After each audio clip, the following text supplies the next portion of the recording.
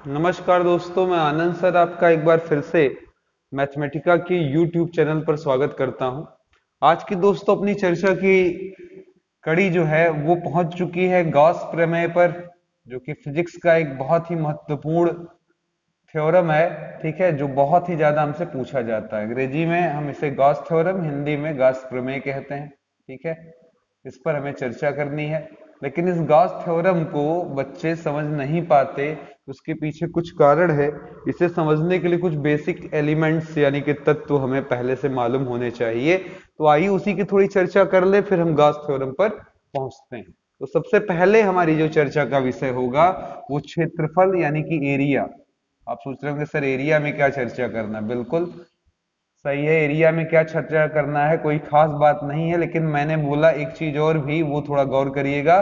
क्षेत्रफल सदिश आते ही मैंने अपना काम कर दिया। यही जिसने समझ लिया और फ्लक्स समझ लिया उसे ये गॉस थ्योरम बहुत आसान लगने वाला है। तो आइए जरा देखिए, यहाँ पर सबसे पहले हमने बोला क्षेत्रफल यानी कि एरिया। नॉर्मली एरिया या क्षेत्रफल कैसी राशि है, किस टाइप की राशि है? तो जवाब होगा, आप कहेंगे सर ये अदिश राशि है, क्योंकि इसमें यानी कि हम अंग्रेजी में बोलें तो ये हमारी केवल स्केलर क्वांटिटी है। ठीक है, ये हमारी क्या है, स्केलर है। ठीक है, क्यों? क्योंकि इसके पास परिमाण तो है, मैग्नीट्यूड तो है, बट डायरेक्शन नहीं है। जैसे मैंने कोई भी आयत ले लिया, ठीक है, रेक्टेंगल ले लिया, तो आप कहेंगे सर जी इसका एरिया कितना होता है, length into breadth, H L into B.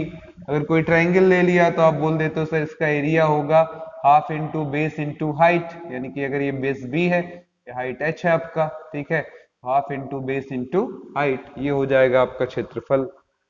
ठीक है, लेकिन अगर मैं पूछूं इसका डायरेक्शन क्या है, तो आप कहेंगे सर जी नहीं, बस इसमें मैग्नीट्यूड ही है, यही है, डायरेक्शन नाम की कोई चीज नहीं है। ठीक है, अब सवाल उठता है सर क्षेत्रफल सदिश आपने नीचे लिखा, लेकिन area is a vector quantity. नहीं, area is a vector quantity मैंने नहीं लिखा, मैंने लिखा क्षेत्रफल सदिश।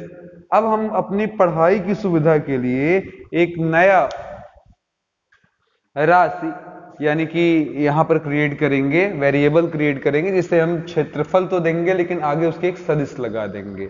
अब इसे कैसे सदिश बनाया गया वो समझिए। अगर ये हमारा एक प्लेन ऑफ पेपर है, कागज है आयताकार, ठीक है, तो ये हुई इसकी एरिया, और हम क्या करेंगे, इस एरिया पर एक परपेंडिकुलर ड्रा कर लेंगे, जिसे हम नॉर्मल बोलते हैं अपनी भाषा में। क्या बोलते हैं? नॉर्मल, यानी कि अविलंब। क्या बोलते हैं? अविलंब। ठीक है, अगर इस अविलंब को हम एन वेक्टर से दिखाएं तो इसकी दिशा में लिया गया इकाई सदिश, इसकी दिशा में लिया गया इकाई सदिश यानी कि यूनिट वेक्टर किससे दर्शाया जाएगा? आप सभी को मालूम है, एन के ऊपर क्या लगा देंगे आप? कैप। इसका काम इतना ही है कि ये पूरा नॉर्मल दर्शा रहा था, ठीक है, और ये केवल नॉर्मल की डायरेक्शन दर्शा रहा है, यानी कि नॉर्मल की डायरेक्शन किधर होती है, तो दी गई एरिया के परपेंडिकुलर। इसी दिशा में अगर आप इस एरिया के बराबर कोई वेक्टर ले लें, चल लें इस पर ऐसे, एरिया ए के बराबर, मान ले एरिया हमारा 10 मीटर स्क्वायर आया था, तो आप 10 मीटर स्क्वायर इस पर चल लें 10 के बराबर, और उसी के आगे आप लिख दीजिए एन कैप। तो इसी को हम लोग अब एरिया वेक्टर कहने लगेंगे, यानी कि इसके पास परिमाण भी आ गई, यूनिट भी आ गया, और डायरेक्शन भी। अब इसको हम मिटा देते हैं, यहां पर हम क्या देते हैं, मान लीजिए एरिया ए था, तो इसे लिख सकते हैं ए इंटू एन कैप। तो एरिया वेक्टर का कॉन्सेप्ट बहुत ही सिंपल, किसी भी दी गई एरिया के बराबर उसका मैग्नीट्यूड होगा और उसकी दिशा किधर होगी, तो कहेंगे किसी भी सरफेस के परपेंडिकुलर। मान ले सरफेस ऐसा है, चलिए, अब किसी ने पूछा भैया एरिया वेक्टर कैसा होगा, तो जवाब होगा सर एरिया वेक्टर इस पर परपेंडिकुलर, इस पर 90 डिग्री आप बनाइए, ये हो गया हमारा नॉर्मल वेक्टर यानी कि एन वेक्टर। ठीक है, अब इसी दिशा में अगर आप ए यूनिट के बराबर चीजें ले लें यहां पर, तो लिख सकते हैं ए इंटू एन का कैप, इसी को हम लोग क्या बोल देंगे, एरिया वेक्टर। बस सिंपल। तो एरिया वेक्टर का कॉन्सेप्ट समझ में आ गया हो, तब हम आगे बढ़े। यानी कि एरिया वेक्टर एक हाइपोथेटिकल कॉन्सेप्ट है, यानी कि बनाया गया कॉन्सेप्ट है, जो पढ़ाई में हमें बहुत आराम देगा। ठीक है, इसका मान यानी कि मैग्नीट्यूड उतना ही होता है, परिमाण जितना एरिया का होता है, जो भी वो शेप दिया हो, रेक्टेंगल रेक्टेंगल दिया हो, ट्रायंगल दिया हो, मतलब आयत हो, वर्ग हो, त्रिभुज हो, उसी के बराबर, लेकिन डायरेक्शन क्या लिया जाएगा? नॉर्मल की डायरेक्शन में। मुझे लगता है ये आपको आराम से समझ में आ गया होगा। ठीक है, चलिए अब दूसरे कॉन्सेप्ट की तरफ चलते हैं, कोण और घन कोण। ठीक है। एंगल एंड सॉलिड एंगल, ये क्या है, आइए इसको भी समझ लें। ये सब वो इंपॉर्टेंट तत्व है मित्रों जो लोग नहीं समझते और कूद कर हनुमान जी की तरह घम्म से पहुंच जाते लंका में, तो फिर क्या क्या सासत होगी तो आगे वो देखा ही जाएगा। ठीक है, कोण या एंगल, ठीक है, क्या है। नॉर्मली आप जानते हैं एक स्ट्रेट लाइन दूसरे स्ट्रेट लाइन को काटा, अब ये आर्क का जो साइज है वो आप मेजर कर लीजिए, इसको हम थीटा बोलते हैं। और नॉर्मल इसका फार्मूला आप जानते हैं क्या होता है, चाप बटा त्रिज्या यानी कि आर्क अपॉन रेडियस। ठीक है, आर्क की लेंथ अपॉन रेडियस यानी कि चाप बटा क्या, त्रिज्या। ये सूत्र के द्वारा आप इसको निकाल सकते हैं। ठीक है, दूसरी राशि क्या होती है, तो जवाब है सर दूसरी राशि हमारी होती है घन कोण। ठीक है, घन कोण क्या बोलते हैं इसको हम लोग, सॉलिड एंगल। क्या बोलते हैं, सॉलिड एंगल बोलते हैं।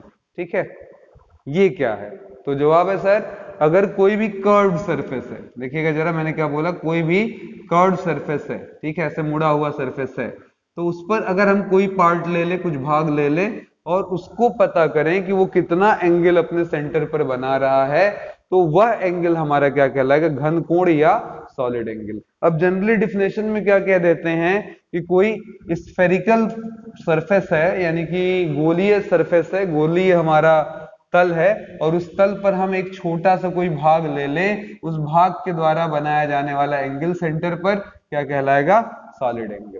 ठीक है, तो सॉलिड एंगल 3D कॉन्सेप्ट थोड़ा सा बन जाएगा। जैसे मैंने कोई तरबूजा लिया, इसको बहुत अच्छे से इमेजिन करिएगा, तरबूजे का आप यहां से काटिए चाकू लेकर, फाकी यहां तक चले जाइए, तब जब ये तरबूजा निकलेगा बाहर की तरफ, तो आपका ये ग्रीन पार्ट होगा, हरा हरा भाग होगा, हरा भाग, और ये होगा आपका लाल भाग जो ऐसे जाकर ऐसे बना होगा शेप। तो यही चीज हमारी क्या है, सॉलिड एंगल है। एकदम रियल कॉन्सेप्ट आपको समझा रहे हैं। ठीक है, तो आइए इसको हम लोग यहां से मिला दे इसके सेंटर से।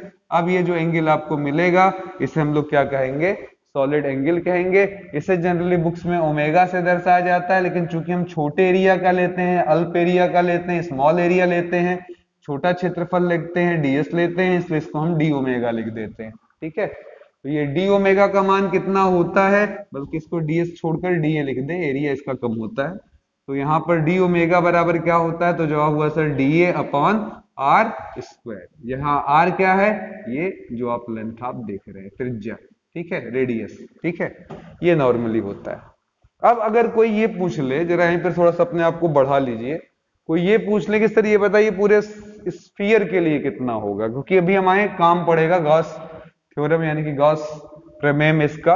अगर मैं पूछूं कि sir for a total sphere, for a total sphere solid angle is, solid angle कितना होगा। अगर हम एक पूरा सर जी गोला ले लें तो उस गोले के लिए सॉलिड एंगल कितना होगा, कहेंगे सर जी इंटीग्रेट कर लो, क्योंकि डी ओमेगा मतलब एक छोटा सा भाग, आप पूरा यहां से चलकर यहां तक जाना चाहते हैं, यानी कि पूरा कंप्लीट भाग लेना चाहते हैं, तो हम डी ओमेगा लगा देंगे, इधर भी लिख लेंगे D A upon R square. अब आप जानते हैं समाकलन करने से देखिएगा छोटी चीजें बड़ी हो जाती हैं। जैसे हम जब बोलते हैं डीएम का समाकलन, मतलब छोटे छोटे मास को हम जोड़ रहे हैं, जोड़ने पर ये बड़ा मास हो जाता है, जिसे हम एम से लिख लेते हैं। ठीक है, यहाँ पर मोटा मोटा बात किया जाए, डी ओमेगा का क्या हो जाएगा, ओमेगा, डी ए का क्या हो जाएगा, ए, और बटे में आर स्क्वायर। अब बात करें ये ए कितना होता है, यानी कि सरफेस एरिया ऑफ स्फीयर क्या होता है, यानी कि हिंदी में बोले तो कहेंगे गोलीय पृष्ठ का संपूर्ण पृष्ठ, गोलीय पृष्ठ का, ठीक है, गोलीय पृष्ठ का संपूर्ण पृष्ठ कितना होता है,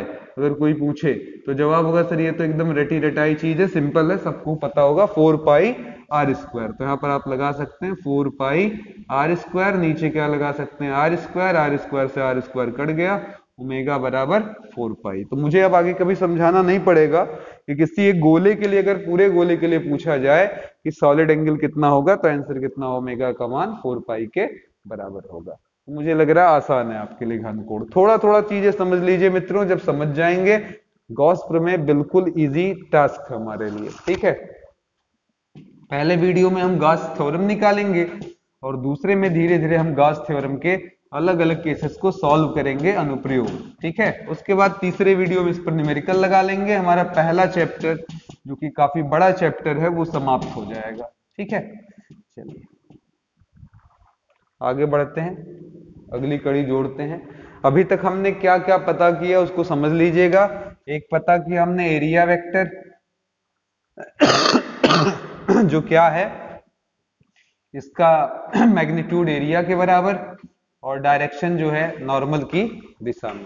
दूसरा आपको बता दिया मैंने डी ओमेगा का मान हो गया डी अपॉन आर स्क्वायर, और इसी में ये भी कि गोलीय पूरे गोले के लिए यानी कि फॉर ए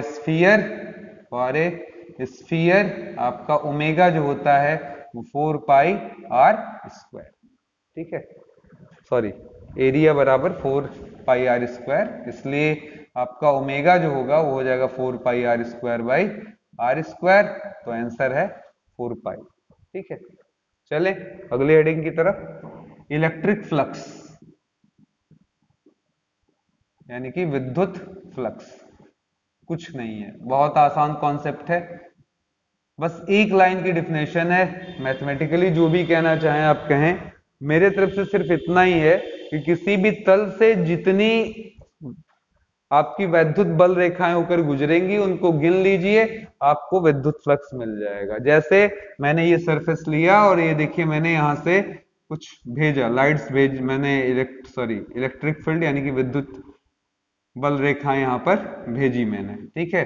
अब यहां से अगर 3 जा रहा है तो अगर कोई मुझसे पूछे फ्लक्स जिसको हम किससे दर्शाते हैं फाई से, तो हम बोल देंगे सर फाई बराबर 3 है। मैंने दूसरा कोई डायग्राम बनाया इस तरीके से, ऐसे मैंने बनाया कि सर ये ऐसे जा रहा है हमारा इलेक्ट्रिक लाइन ऑफ फोर्स, तो इस बार हमने कहा कि सर जी अभी हमने बना लिया, अब आप क्या करिए, अब कोई हमसे फ्लक्स पूछे तो सबसे इजीएस्ट वे ये है कि हम क्या करेंगे, काउंट कर लेंगे 1 2 3 4 5 6 7, ठीक है। और भी है यहाँ पर ऐसे जा रही है लाइंस, लेकिन इस तल से कितनी लाइन जा रही है, सरफेस से कितनी लाइन जा रही है, तो क्या हुआ सर 7 लाइंस जा रही हैं, इसलिए फ्लक्स कोई पूछेगा तो क्या कह देना 7।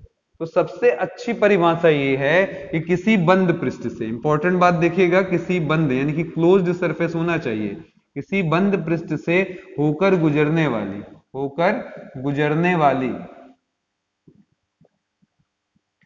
विद्युत बल रेखाओं की संख्या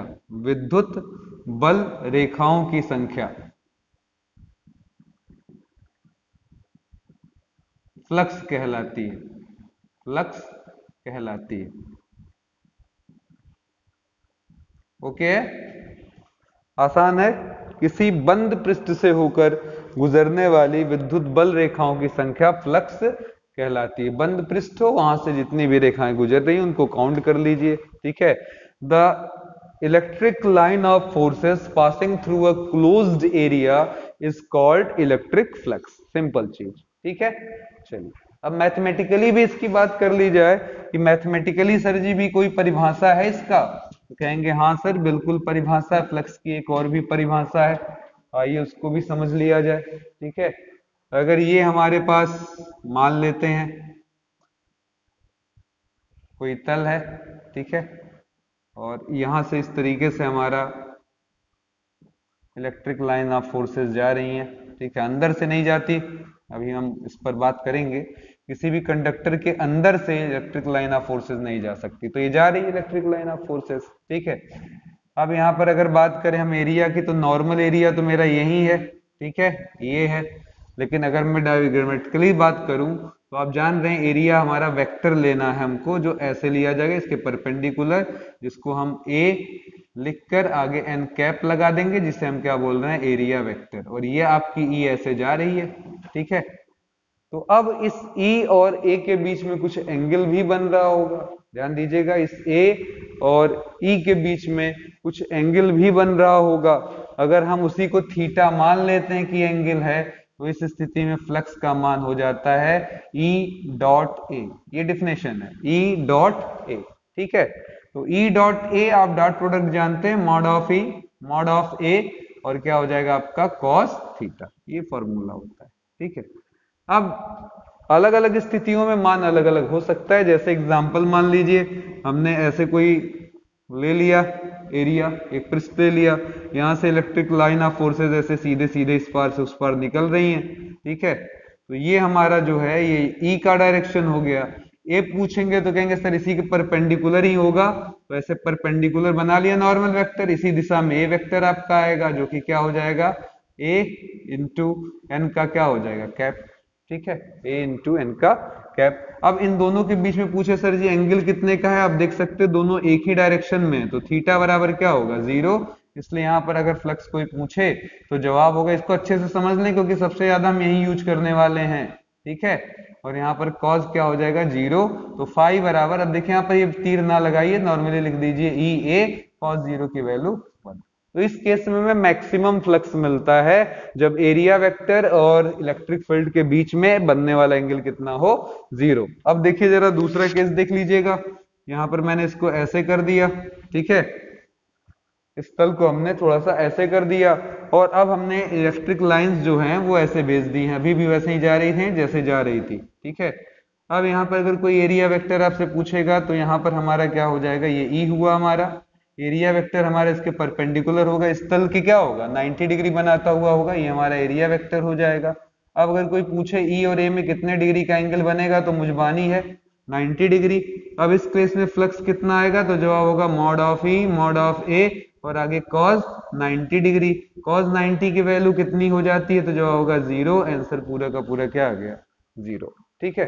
तो ये दो स्पेशल केस है, तीसरा कॉमन केस है, यही सब हमको देखने के लिए मिलता है, स्पेशली ये दोनों मिलता है। इसी दो पर आपका पूरा गॉस थ्योरम हम लोग खत्म कर ले जाएंगे मेरे भाई, और आपको बहुत आसान लगेगा, मैं इसकी गारंटी देता हूं कि आपको कहीं कोई प्रॉब्लम नहीं आने वाली है, ठीक है। तो चलिए अब अगर कोई पूछे फ्लक्स का मात्रक क्या होता, फाई का मात्रक क्या होगा, तो आप जरा कॉमन सेंस अपना लगाइए और बताइए जरा, देखिए कितना आसान बात मैं बोल रहा हूँ, जरा थोड़ा सा ध्यान दीजिए। कॉस थीटा का तो कोई यूनिट है नहीं, हम बात करें ई और ए पर इक्वल चर्चा कर लें हम। ई का फॉर्मूला आपको याद आ रहा है, ई बराबर क्या होता है, याद है किसी को, तो जवाब होगा सर हाँ एफ बाई क्या होता था, बोलिए जरा एफ बाई क्या होता था, क्या होता था एफ बाई क्या क्यू होता था, पिछली वीडियो में आपने पढ़ा।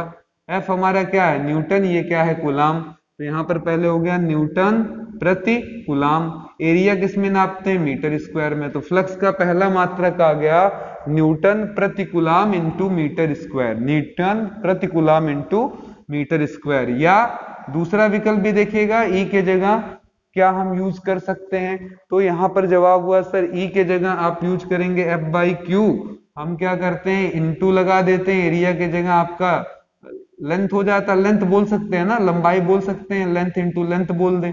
अब एफ इंटू एल यानी कि बल गुड़े दूरी क्या हो जाएगा वर्क, और वर्क अपॉन क्यू हो जाएगा इंटू एल। तो कार्य आप किसमें नापते हैं, ध्यान दीजिएगा, कार्य किसमें नापते हैं जूल में, क्यू किसमें नापते हैं कूलाम में, और लेंथ किसमें नापते हैं मीटर में, जूल प्रति कूलाम इंटू मीटर। लेकिन इसके अलावा आप W बाई क्यू को पिछले टॉपिक में पढ़ चुके होंगे, या आपने हाई स्कूल में पढ़ा होगा कि V बराबर होता है W बाई क्यू, इसी को आप वोल्ट बोलते हो, इसलिए वोल्ट हो गया और L का मतलब मीटर हो गया। तो इतने सारे मैंने मात्रक बता दिए। सबसे पहले फ्लक्स को किसमें नापते हैं, न्यूटन प्रति कूलाम इंटू मीटर स्क्वायर, अथवा जूल प्रति कूलाम इंटू मीटर, या फिर आपका एक और भी है वोल्ट मीटर। इतने सारे इसके वो हो गए यूनिट्स हो गए। अब सवाल ये हुआ कि सर इसका विमीय सूत्र भी बता दीजिए, तो फिर मैं वहीं पर जाऊंगा, कहूंगा सर धीरे धीरे धीरे निकाल दीजिए बड़े ही आराम से। ई के जगह क्या लिख सकते थे आप, तो जवाब था सर एफ बाई क्यू। ए के जगह कोई दिक्कत नहीं है, एरिया है मीटर स्क्वायर होगा ही, तो उससे कोई प्रॉब्लम है नहीं। क्यू के जगह आप क्या लिख सकते हैं, तो जवाब है सर आई बराबर क्यू बाई टी, इसलिए क्यू बराबर क्या हो जाएगा आई टी, तो मैंने उसको भी रिप्लेस कर दिया आई टी से, ठीक है। यहाँ पर क्या है आपका ए है, ठीक है। अब चलिए जरा बताइए एफ का यूनिट, ये सॉरी विमीय सूत्र यानी कि डायमेंशनल फॉर्मूला क्या होता है, M L T minus two, ये फोर्स का हो गया, आई एम्पियर में हो गया, समय सेकंड में यानी कि टाइम में हो गया, आपका एरिया जो हो गया ये मीटर स्क्वायर होता है इसलिए लेंथ का स्क्वायर हो गया, ठीक है। तो m हो गया एल स्क्वायर का l से गुड़ा l का क्यूब बन जाएगा, t पर 1 है ऊपर जाएगा -1 और -2 के जो साथ जुड़कर -3, एरिया a पर 1 है ये a ऊपर जाएगा यानी कि एम्पियर पर -1। तो इसका अगर यूनिट कोई पूछा तो जवाब हुआ सर m l पर 3 t पर -3 a पर -1। तो इसका जो डायमेंशनल फॉर्मूला हुआ वो m l क्यूब t के पावर -3 a के पावर -1। तो उम्मीद करता हूं इतनी सारी चीजें आपके समझ में आ गई होंगी। अब हमारा जो मोड है वो बन चुका है गॉस थ्योरम लगाने के लिए, ठीक है। अब हमें कोई प्रॉब्लम नहीं है, इतनी कॉन्सेप्ट जानने के बाद आप जाकर इस योग्य हुए हैं कि गॉस थ्योरम पर बातचीत की जा सके। तो चलिए,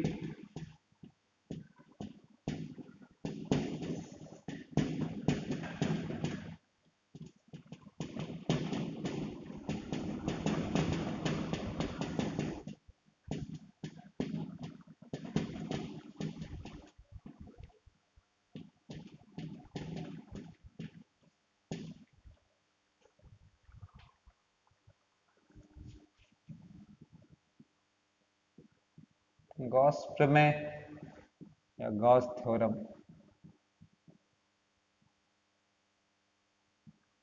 ठीक है।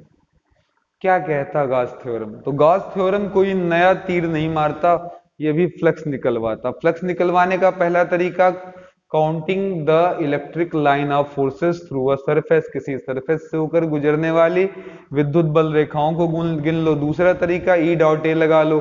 तीसरा साहब लेकर आए गॉस साहब, उन्होंने कहा अगर कोई चार्ज क्यू है, मान लीजिए कोई चार्ज क्यू है, इसको किसी क्लोज सरफेस से ऐसे ढक लिया गया, ठीक है, और आपसे पूछा गया कि ये बताओ कि यहां से फ्लक्स कितना होगा, तो गास साहब कहते हैं कि अगर टोटल चार्ज Q है तो ये Q का 1/sin0 गुना होगा। देखिएगा कितना सिंपल है। अगर एक चार्ज है, उसे किसी इनक्लोज सरफेस, किसी ऐसे सरफेस में जहां निकलने का रास्ता ना हो, जैसे कोई कमरा हो और गाना हो, अंदर से ना बाहर कोई जा सके, बाहर से कोई अंदर ना आ सके, तो सोचो कोई कैसा क्या हो। तो आप कहिए भैया गॉस प्रमेय हो, ठीक है। अंदर से बाहर, बाहर से अंदर जाने की सुविधा ना हो तो वहां गॉस थ्योरम लगेगा। वहां पर आपने एक चार्ज क्यू रख दिया है, तो इस स्थिति में आपका फाई यानी कि फ्लक्स का मान हो जाएगा Q into 1/sin0। Very very simple thing, ठीक है। फिर से सुन लीजिएगा, अपने आप स्टेटमेंट समझ में आ जाएगा।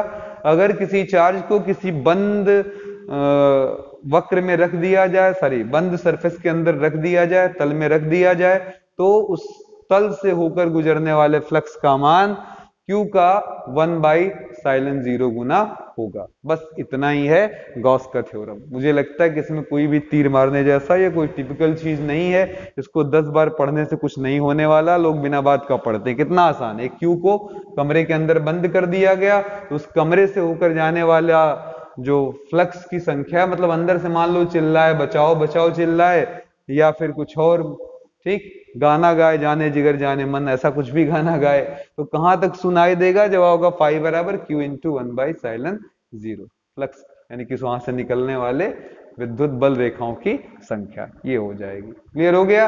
एक फ्लक्स का सूत्र ये हो गया, जो भी जान गए। इसके पहले भी जान चुके हैं, ई डॉट ए, है ना, ई डॉट ए, ठीक है, वो भी समझ गए हैं। डायरेक्ट अगर संख्या दिख रही है तो अच्छी बात ही है, ठीक है। अब सवाल ये उठता है, सर ये रूल आया कहां से, ठीक है, इसको कैसे गॉस थ्योरम निकाला गया, वो थोड़ा समझाइए, थोड़ा तब समझ में आए मामला। तो चलिए, हमने एक चार्ज ले लिया Q, ठीक है, और उसे एक पॉजिटिव चार्ज मान लेते हैं एक गोलीय पृष्ठ में, क्योंकि गोलीय पृष्ठ के बारे में हमारी जानकारी थोड़ी ज्यादा अच्छी है। हमने इस गोलीय पृष्ठ के अंदर इसको पैक कर दिया, ठीक है, इस Q को। अब पॉजिटिव है तो इससे जो विद्युत बल रेखाएं निकलेंगी वो हमेशा इससे अवे होंगी, चार्ज से इनफाइनाइट की तरफ ऐसे निकलेंगी अपना, ठीक है। अब हम ये इस चार्ज से r दूरी पर थोड़ा सा जानना चाहते हैं कि ये जो r दूरी है, यहाँ पर एक अगर हम छोटा सा सरफेस ले लें तो वहां से गुजरने वाले फ्लक्स का मान d फाई का मान क्या होगा, ठीक है, d फाई का मान क्या होगा। तो हमारा सूत्र कहता है सर d फाई का मान होगा सिंपल, सर इसकी एरिया मान लीजिए कि सर dA है, ठीक है, तो ये हो जाएगा सर जो इलेक्ट्रिक फील्ड निकल रहा है वो तो निकल ही रहा है, E लगा दीजिए इसको, E तो D नहीं ना होगा, वो तो E निकल ही रहा आपका, ठीक है, तो इलेक्ट्रिक फील्ड E हो जाएगा। आगे आपका क्या होता है, A cos थीटा, तो A के जगह dA और आगे क्या लग जाएगा आपका cos थीटा। अब देखिए ये हर कोई बंदा लगभग लगभग जान रहा है कि यहाँ पर अगर मैं बात करूं क्या कहते हैं ई के फॉर्मूले की, तो आप सभी लोग ई का फॉर्मूला जानते हैं, पीछे पढ़ चुके हैं। क्या होता है 1/4πsin0 Q बाई क्या आर स्क्वायर। ठीक है, तो इस स्थिति में डी फाई बराबर हो जाएगा ई डी ए, ठीक है, कॉस थीटा।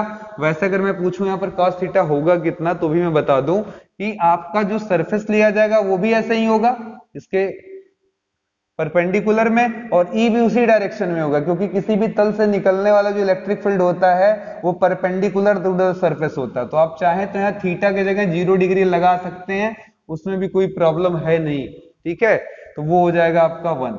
अब नीचे बोलिए जरा, यहाँ पर मैंने बोला ई की जगह क्या यूज इस्तेमाल कर सकते हैं, तो जवाब है सर डी फाई बराबर हमारा हो जाएगा 1/4 पाई साइलन 0 क्यू बाई क्या आर स्क्वायर। फिर हम जागरूक हुए, कहे सर जी क्यू बाई 4 पाई साइलन 0 एक तरफ करिए, डी ए बाई क्या हो गया आर स्क्वायर। इसको आप ध्यान दे रहे हैं, आपने अभी अभी पढ़ा था डी ओमेगा बराबर डी ए अपॉन क्या आर स्क्वायर, पढ़ा था, बिल्कुल पढ़ा था। ठीक है, तो ये एक छोटा भाग था। मैं चाहता हूं ऐसे ही इस पूरे सरफेस का निकल जाए, टोटल सरफेस का हमको मालूम चल जाए, इस टोटल सरफेस का कितना होगा।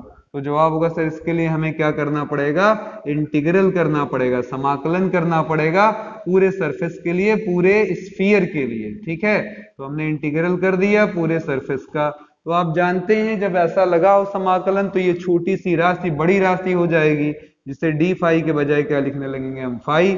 यहाँ क्यू बाई क्या हो जाएगा 4 पाई साइलन 0, ये हो जाएगा 1/r स्क्वायर। अब ये बताइए जरा, यहाँ पर क्या क्या लिखा हुआ है, डी ए लिखा हुआ है, क्या लिखा हुआ है डी ए लिखा हुआ है, तो यहाँ पर जवाब हो जाएगा सर ये केवल ए हो जाएगा। और फिर कहेंगे सर ये बताइए जरा कि किसी भी स्फीयर के लिए, गोले के लिए एरिया कितना होता है, surface area 4 pi are square से आर स्क्वायर, 4 पाई से 4 पाई उड़ गया, फाई बराबर आ गया क्यू बाई साइलन 0। तो ये रहा आपका गॉस का थ्योरम। मुझे नहीं लगता कोई मुश्किल है, किसी भी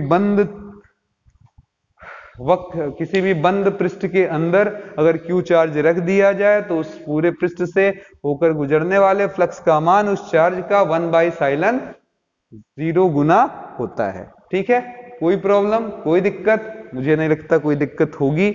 अब इसमें आगे बढ़ते हैं, एक छोटी सी चीज और समझ लेते हैं। ठीक है, तो ये आज की हेडिंग हमारी क्लियर हो जाएगी।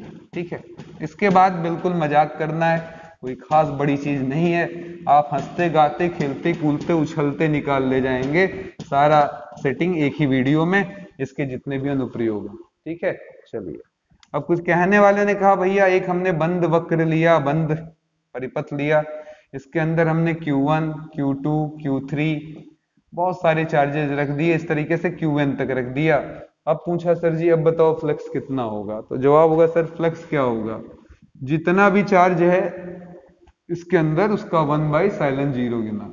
तो नेट चार्ज हमारा हो जाएगा Q1 plus Q2 plus Q3, ऐसे करते हुए सारा चार्ज अंदर जो है वो जोड़ लो। और कोई कहता बाहर सर एक चार्ज है ये, तो हम इसको नहीं लेंगे, क्योंकि गॉस थ्योरम जो है वो केवल अंदर के चार्ज की बात करता है, उस सरफेस के बाहर की नहीं। इंपॉर्टेंट बात सुनिएगा, बहुत बार भटकाने के लिए ऐसा होता है कि बाहर चार्ज दे दिया जाता है, पर उस चार्ज से मेरा कोई लेना देना नहीं, जो हमारे सरफेस के अंदर है वही हमारे काम का है। इसका कितना होगा तो याद रखे रहिए हमेशा 1 नेट चार्ज का 1/साइलन 0 गुना, जितना आपके अंदर सरफेस में रहे। जैसे मैंने बोला यहाँ पर हमारे पास 10 कूलाम है, ठीक है, यहाँ पर 20 कूलाम है, यहाँ पर 30 कूलाम है, -30 कूलाम है, 40 कूलाम है, ऐसे है, और 50 कूलाम बाहर है। तो ये मेरे किसी काम का नहीं, मैं इन्हीं सबको टोटल जोड़ लूंगा, इनको सम अप कर कर हम क्या कर लेंगे, अपना टोटल चार्ज निकाल लेंगे। ठीक है, जो भी आ जाएगा उस पर कूलाम का नियम लग जाएगा, सॉरी गॉस का नियम लग जाएगा। तो ये हो गया आपका। अब बताइए इसको और शॉर्टकट में क्या लिख सकते, क्या है 1/साइलन 0, खतना कुल्ला लंबा लिखने से अच्छा सर जी सिग्मा लगा दीजिए और कह दीजिए सर आई बराबर 1 से लेकर क्या m। तो उम्मीद करते हैं ये पहला पार्ट आपको गॉस थ्योरम का बहुत पसंद आएगा। बाकी अगले पार्ट में हम इस पर अनुप्रयोग की बात करेंगे, और तीसरा वीडियो जो होगा उस पर हम लोग न्यूमेरिकल पोर्शन लगाएंगे। ठीक है, तो इसका दूसरा भाग आज ही आपको भी मिल जाएगा, ये आप देखेंगे, इसके बाद ही तुरंत अपलोड हो चुका होगा। जब तक आप शायद देख रहे हो तब तक वो वीडियो भी आप तक एक साथ दोनों पहुंच जाए, लेकिन न्यूमेरिकल वाला 1-2 दिन बाद आपको वीडियो मिलेगा। पहले इसकी खूब अच्छे से जमकर प्रैक्टिस कर लीजिए, फिर चर्चा हम अगले पार्ट की करेंगे। ठीक है, धन्यवाद दोस्तों, मैं आनंद सर इसी के साथ लेता हूं इजाजत। हंसते रहिए, मुस्कुराते रहिए, खिलखिलाते रहिए और गॉस साहब को याद करते रहिए। कि अंदर से कोई बाहर ना जा सके, बाहर से कोई अंदर ना जा सके, तो भैया सोचो क्या हो, तो जवाब हो गास प्रमेय हो। कमेंट बनाए रखिए, शेयर करते रहिए, दिलों में प्यार मेरे लिए जगाए रखिए। धन्यवाद।